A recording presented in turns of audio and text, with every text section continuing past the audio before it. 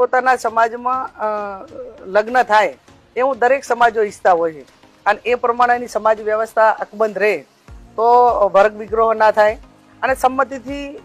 Love marriage થાય અમને વાંધો નથી, મા બાપની સંમતિથી લવ મેરેજ થાય અમને વાંધો નથી, પણ માત્ર મા બાપને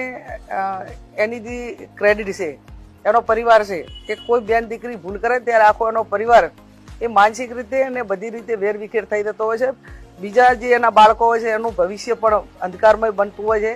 એના હારા ઘરમાં કોઈ હગું નથી કરતું. એટલે આ એક સૌથી મોટો પડકાર છે